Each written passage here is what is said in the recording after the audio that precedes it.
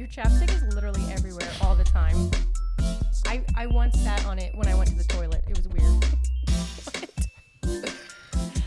Welcome back to another perfect episode of Pop Culture Roundup. Are you excited about today's episode? Let's do it. What are we talking about, my friend? We are talking about self-made celebrities. Oh, The people that we hope to be one day. like Kylie Jenner. Not Kylie Jenner. Far She's from. Self-made billionaire. I realized that Forbes called her a self-made billionaire, but I think when your dad is... No, sorry, I was thinking Rob Kardashian, so we might want to cut that out. Awkward. No, I always forget that, like, they're this is not... good stuff. I forget that they're not keep really this in. Kardashians, you know what I mean? But they're definitely capitalizing on the Kardashian name. Because it all... Okay, so whether... Okay, that's not true. I guess I don't really know who was famous first. Okay, let's just say this. She's been raised by people with a lot of influence and money across the board, because she was a part of, like, Rob Kardashian's life at some point. Yeah. Obviously, Caitlyn Jenner. She's got Kris Jenner. Like, Yes. Kylie has a lot of people who've really shaped her life, Yes. who've helped her be a self-made billionaire. So you're telling me she's not making the cut on She's today's not on episode? our list. She's not on our list. Sorry. Okay. Who is on the list? Give me one. So my first one, I'm gonna give you a teaser. Okay. I'm excited. Every night in my dreams, I see you. I feel you. Who is it? Name that celebrity. I believe the enunciation is 98 degrees. Who is it? Celine? Celine Dion. She's self-made, huh? I love her. So she was the youngest of 14 children. Oh, snap. 14 children. And she I didn't actually... know they did that in Canada. Canada, I mean, you got to raise you got to till the farms. You need a lot of kids to help out. I didn't know Canadian agriculture. Thank you for educating me. Thank you. You're welcome.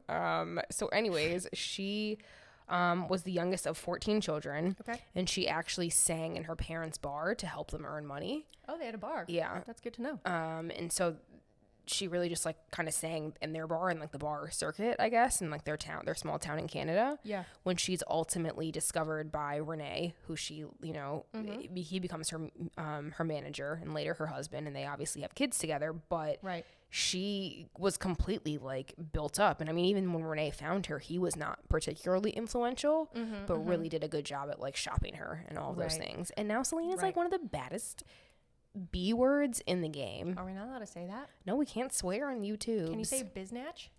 biznatch? I guess we'll find out. Biznai? I don't really know. But Celine is a Well, baddie. I was going to say, I'm sure it's easier to become famous when you have such a great voice. And it's really unique too. So shout out to her. Love Celine. I have one who's You go. almost as successful, if not more. Who? You tell me. It's actually a duo. Are you doing a teaser? Okay. A teaser. I just sang for you. I'm definitely not. Don't sing for me. That is not going to be good for anybody, including mainly us. We already have trolls leaving comments on our YouTubes. Yeah, we we don't don't need you to sing. Yeah, but appreciate the engagement. It's helping our algorithm. Keep commenting. Keep trolling us. That's fine with us. Snooki and DJ Pauly D. Okay. Self-made. Somehow it always comes back to Jersey Shore will- for you. I don't even understand. I'm going to warn you now. My goal is to try to weave Out of in... all of the people? I'm going to try to weave in the Jersey Shore cast in as many pop culture roundup videos as I can. Okay, go for it. Hear me out. Please explain to me. Hear me out.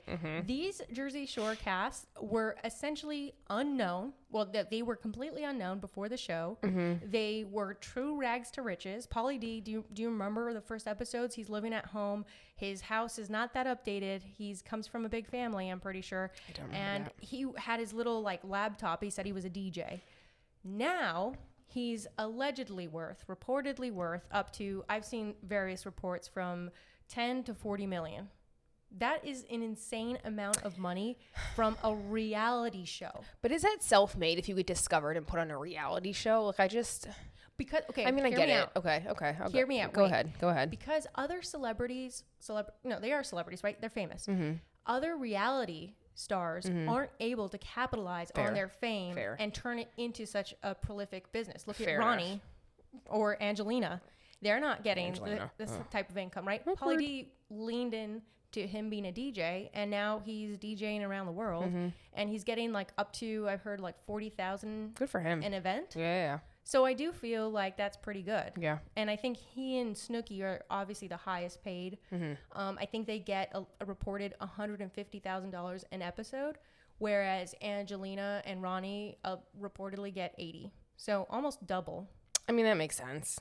They're more fun. Pauly D's got the most personality. So does Snooki when she comes on the show. It's the duo. Yeah. That's why I said that. That's my duo. So you have Celine Dion. I have Snooki and DJ Pauly D. So pretty much Close. on the same level. I've got another comparable one for you. Okay. Auntie Opes. You're really going for the big hitters, huh? Oprah. She's like, you can't get more self-made billionaire than Oprah. Okay. She's the world's richest female entertainer. Yes. Only topping Rihanna. Check out our Rihanna episode. Shout out. So there's that. But she is basically born into poverty in Mississippi. And so her mom was raising her at one point and then couldn't raise her. So she goes to live with her grandparents and like stays there for a while, graduates high school, kind of goes to college, becomes like a local newscaster, and was doing, like car crashes and random things. And then eventually kind of works her way up slowly over time to the Oprah that she is now. That's amazing. Like I don't know a more rags to riches story than Oprah. Your admiration is palpable, my friend. I am obsessed with her. It is amazing when you take a step back and you're like, look at this empire that they have created. It is very impressive.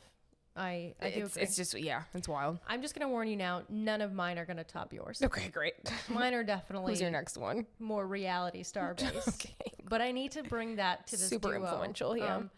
I actually have a small little shout out story that I want to preview. Okay. You know Annie Murphy, she plays on Schitts Creek. Alexis from Schitts Creek. Yeah. David. Exactly. We should be them for Halloween next So year. down. You kind of look like David. We'll figure out who's who. You got like the dark hair. You like to wear black. I think the personality. You're already in black. Can you do her world famous music video? You think you could work on it? I'll try. A little bit Alexis? I'll try.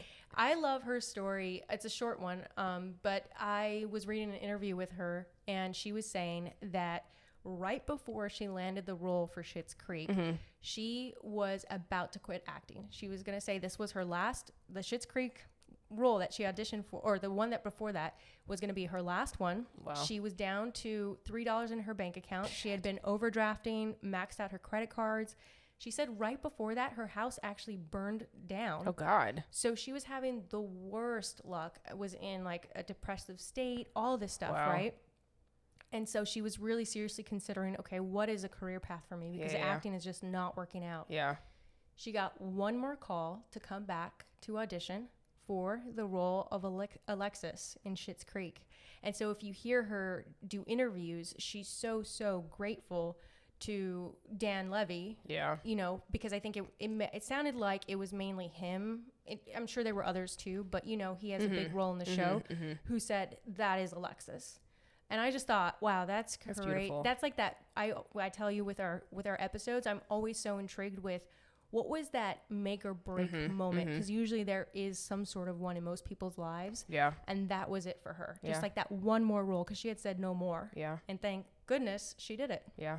For sure. That's touching. Yeah. Well, the star of this week's podcast episode, Travis Scott, is also quite self-made. Yes. I mean, so his he comes from like upper middle class, I would say, because I think both of his parents are, professors. I want to say. Yeah, I was going to say educators. They're in education, and so